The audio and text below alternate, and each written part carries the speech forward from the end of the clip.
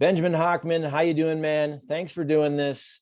Happy Hanukkah, happy holidays, Merry Christmas, happy Festivus, happy Krampus, Kwanzaa, anything I missed right there. How you doing, buddy? I'm good. I'm excited / nervous for Festivus. I like it. I like it. All right. Well, let's talk a lot about the Cardinals here. And then, of course, we're going to dive into your book. It's the holiday season. I'm sure a lot of Cardinal fans want to get this book for friends and family. But let's start with the current Cardinals, first of all.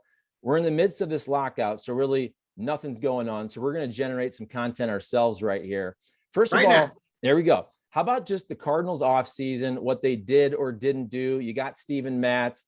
How'd you like that move? Then also, what do you think they will end up doing, or what do you think they should do when the lockout ends in terms of adding pieces to this team? Well, the only thing I didn't like about the Steven Matz move is that it prevents Alex Reyes from getting his true chance at being a starting pitcher. And I know a lot of people in town are down on Alex Reyes. Naturally so, if your last memory of the guy is him allowing this season-ending home run to Chris Taylor. But I know he didn't have a great season. I know right now everyone's like, why do you want Alex Reyes to start, Benjamin? But I do. I love his stuff so much that I think that if he could go through a few rounds of the lineup and throw all four of his pitches and really get into a comfortable groove as a starter, I think he can be an effective starter in the major leagues. And I think the Cardinals believe that too, but they also didn't want to take the risk of that not happening when they could just give money to Steven Matz and say, come in and get ground balls and get guys out and help us get to the playoffs again. Yeah, I agree with you, at least from the standpoint of I want to see if he can do it, because we know going back to being the number one prospect in baseball, I'd like to see if he can reach that potential. It's also funny that you mentioned, oh, Alex Reyes, and he had a bad year and all that, which again, if you remember the end and the Chris Taylor pitch, but I think sometimes we forget he was a freaking all-star last year. Literally an all-star. Not just like, oh, he's so good, he could be an all-star. He was on the all-star team.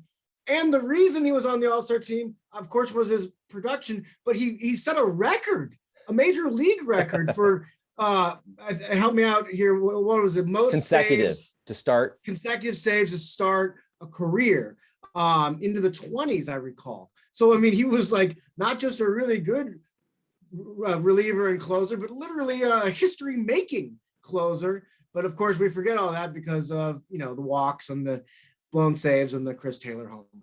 It's crazy how quickly things can change there right in the middle and in the end of a baseball season. Okay, so what did you think of, the craziness of Mike Shildt being fired, Oli Marmol being hired? Do you like the move? And then also just your take on the situation, because I think everybody kind of knows what happened, but not exactly what really happened behind closed doors, what was said in those meetings or what was said from potentially staff to the executives with the Cardinals. What do you think happened? And what do you think about Oli Marmol taking over? What happened was the boss is the boss. And if you say things to the boss that he doesn't like, it doesn't matter how many times you made the playoffs in a row.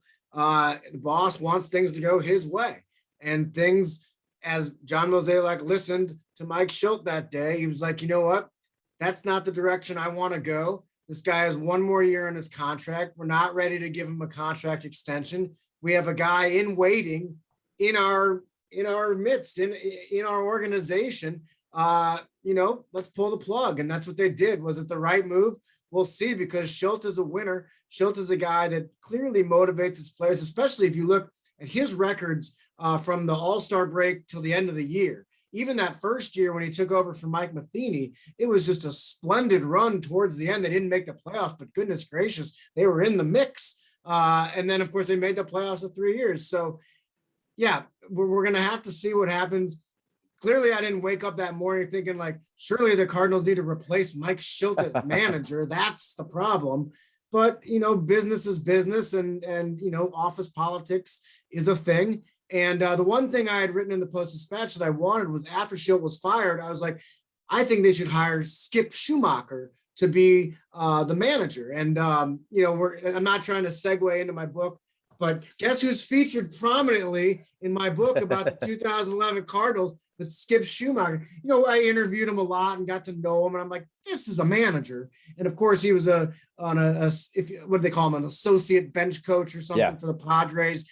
He was next in line for the Padres, so he's got the experience already. I wanted him. He wasn't hired as a manager, but they brought him in to be the bench coach for Marmol, so that's good.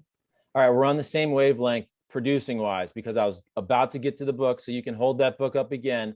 It is 11-11, a hometown hero, La Russa's last ride in red, and a miracle World Series for the St. Louis Cardinals. And love the book. I haven't read all of it. I have read some of it. We had you on the radio several months ago to talk about it. But again, holiday season, people are buying gifts. Perfect time to have Benjamin Hochman back on Fox 2, YouTube, radio, all over the place. We'll get you out there on all the platforms. So tell folks about the book. So I poured my heart and soul into this thing. I'm from St. Louis originally, and there's no sports story quite like the 2011 Cardinals. And, everyone in St. Louis always asks, where'd you go to high school? But I think that's kind of been replaced, or at least it has a competitor from a question standpoint. It's now, where were you for Game 6? You get asked that a lot, and a lot of people have great stories. There had been other books written about the 2011 Cardinals. I wanted to write one that was specifically for the fans, about the team, but also about the fans.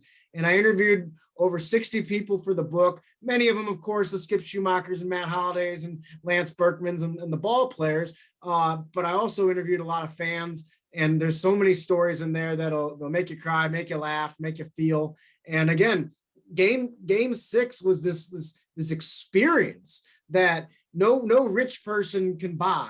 No one can just, Elon Musk can't be like, I read Benjamin Hochman's book. I'd like to have that 2011 Game 6 feeling. Here's $1 billion. You can't buy it. You either experienced it or you didn't. And St. Louis experienced it. It's funny you say that. We should create an NFT for Game 6, even though I still don't even know what NFT means. And I read about it and I still don't know what it means. And I don't really care, to be honest with you. But you're totally right, because if you were there, that's an experience you'll never forget. So basically, I'm sure there's so many great stories. I've read some of them in there. What's the most interesting thing? If you had to pick one thing, what's the most interesting thing that you learned when you're doing all the research for the book? Well, David Freese is such a big part of the book. David Freese, of course, there he is on the front page of the Post-Dispatch after hitting the walk-off homer in Game 6. And I'm so fascinated by Freese because, look, I say this a lot, you might have heard me say this before, but like David Freese could have been from Botswana and he would have been our guy forever because he hit the triple and hit the homer. But he's from Wildwood. He's from down the street. He grew up going to the batting cage called the infield that I used to go to, and a lot of ball players did. He was just one of us, a St. Louis dude, but he had that extra talent, and he was the one that made the Cardinals. And even that was cool enough. And then, of course, he became this iconic hero for doing something that had never been done in the postseason. If he had just got the triple, or if he had just hit the home run, it would have been cool. But he did them both. But the other aspect of it, two aspects. One is that he loves St. Louis. He loves representing St. Louis. It's really fun for him and cool for him. And the other part of it is just he did some superhuman things, but he is human. He is very human. David Freese battled depression. David Freese battled some abuse, alcohol abuse, substance abuse, and was arrested a couple times, hit some dark moments, and he persevered through it and is fine talking about it because he knows that people are listening in St. Louis and he wants to help St. Louis. So it really is just a fascinating storyline with David Freese. Oh, and then, so that's the main one. Oh, and then you throw in La Russa and Pujols and Yadier and Chris Carpenter. I mean, what a season, right? So when we had you on the radio on 590 The Fan, I guess it was in the summer there, and I remember you're asking you about 2011. I have a pretty good memory, but I can't remember everything. And I remember being very surprised when you said, I think that Tyler Green led the team in stolen bases. And there's so many aspects of that team you forget about, Fernando Salas and guys like that. And I think that's the beauty of that team in your book, that guys like Adrian Chambers are remembered almost as much, not as much as David Freese, right, but played a huge role on that team. There's no question about it. And when you look at a lot of famous champions in sports, what is it? It's a couple guys, couple girls, if it's a women's sports team, that were just the superstars that led the way.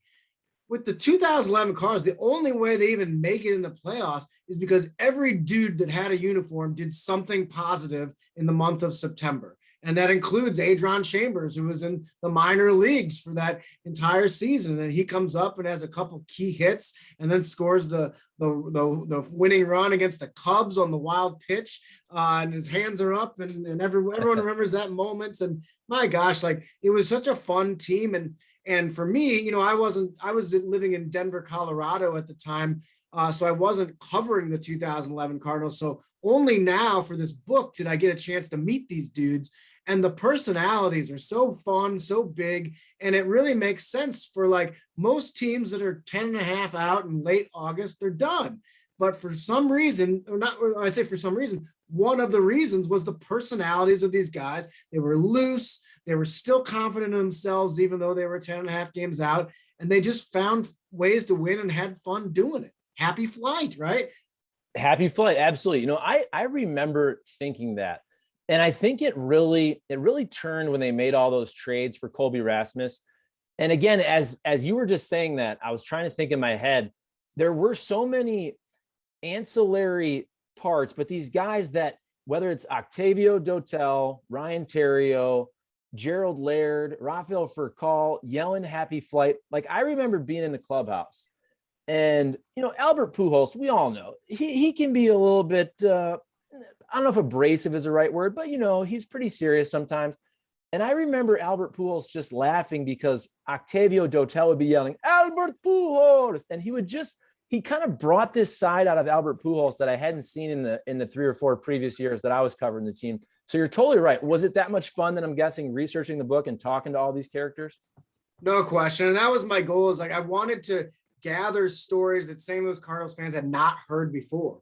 Which I did. I'm pretty proud of the book. You know, there's a lot of tales in there, that behind the scenes stuff and things about inside the clubhouse, and just stories that capture why this team was the team that did what it did. 10 and a half out, then makes the playoffs, and then down to their final strike twice in game 6. They win that and they win game 7. Okay. So I remember you telling me this as well. So basically give me the timeline. You got the book, it's written, it's ready to go. I don't know if you have the artwork and the title and the cover. And so tell us your original title. And then you had to change it to La Russa's Last Ride in Red, because of course, Tony La Russa, as he's close to 80 now, all of a sudden comes back to manage the Chicago White Sox. Yeah. Luckily, as you see here, there was enough space to add 5 letters, because this was the cover, except without the words in red. And I'm like, oh my gosh, like, what would everyone say if they saw that it just said La Russa's last ride? Like, Benjamin, he's managing the White Sox. It wasn't his last ride. So I didn't want to deal with that. And surely it would have been in that tone too, from everyone. So yeah, we were able to sneak in red in the 11th hour. In the 11th hour. I love it. I love it. So how much fun was it this year then, promoting the book? You had all the different celebrations of that team. I was there for the David Freese night. I wasn't there for the whole team, although I believe I was at Fox 2, so we showed all the video, but I wasn't at the field. But it was a cool celebration, especially after COVID, where you couldn't have fans. To have David Freese night where he's bringing his kids, and to have all those guys, so many of those guys out there taking the pictures with their jerseys on. It was a pretty cool celebration. And I mean, the perfect time for you to write this book, obviously. Yeah, and it was a 10-year anniversary, and gosh, time flies, right? 2011 was 10 years ago, and there were so many fun celebrations down there at Busch Stadium, and really just seeing the guys interact with each other. It was like they have this bond forever. I mean, they're literally wearing rings that they all have the same ring because they earned it, and they'll all wear them forever, and they're just connected. They're linked like rings, if you will. It's just a beautiful thing watching the interactions with these guys. And again, there's confidence, you know, there's cockiness, but there's not like these egos that are like, my point is like, there's Gerald Laird. Hey, there's Adron Chambers. It wasn't like, oh, there's that one minor leaguer that got called up. There was a true appreciation for every human in that room, from every human. And a guy I didn't mention, of course, Shredder. You had Nick Punto. and Shredder, and the crazy story where he thought he might be done with baseball. His arm hurt so bad. And he said, basically, what? Screw it. I'm going to go take a baseball. I'm going to throw it as hard as I can against the net. And I'm either going to be never able to throw a baseball again. And then he did it. And I don't know if it messed up some scar tissue, but he was fine. And that's part of the story. No question. And then the aforementioned Skip Schumacher, he's close with Punto, and he was able to put in a phone call to Mozeliak and say, let's get this guy. And Punto was on a ski lift, I believe it's in the book, when he gets the phone call that John Mozeliak wants to sign. That's fantastic. All right. So my final question for you. Do you think, will there eventually be a book by Benjamin Hochman called 12 in 22? Is there a chance? So you're telling me there's a chance. What do you think? Well, I think there's a chance. So you're saying there's a chance. The St. Louis Cardinals offense was just okay last year, but they had some breakouts, right? And you have to think that Dylan Carlson's going to hit even better. You look at the second half of Harrison Bader, you have to think he's going to hit a little better that year. And then, of course, you got the mainstays. You got Nolan Arenado, and you got Paul Goldschmidt, and you got some of those guys. But shortstop bothers me. I like Paul DeJong, the human. I don't necessarily like Paul DeJong, the player on the team. And Sosa is not a 162-game starter, in my opinion. So I was hoping that the Cardinals would go out and upgrade to the shortstop position, understanding that they compete every year. The goal is, of course, we're trying to make the playoffs every year, but there's something about 2022 here when you've got Molina and Wainwright in their 40s. Molina's definitely retiring after this year. You've got Arenado and you've got Goldschmidt in their prime. This is the year you got to go all in. So that's why I hope that they did. And now there's a lack of, maybe I hope that they still will make a move, maybe try to get a Trevor Story to enhance this lineup, because this is the chance. This is their opportunity. There's only one other team like trying in the division. One other team trying. Imagine if it was just like, I mean, I don't even know what the comparison is. The other teams are not trying. And so this is your chance, St. Louis Cardinals. So hopefully they upgraded shortstop. But I'm very excited about the pitching in the bullpen. All right. I always lie about final questions. So all right. Final question. Please hold up the book again and tell all of our beautiful listeners where they can find it on all the different platforms. Yes.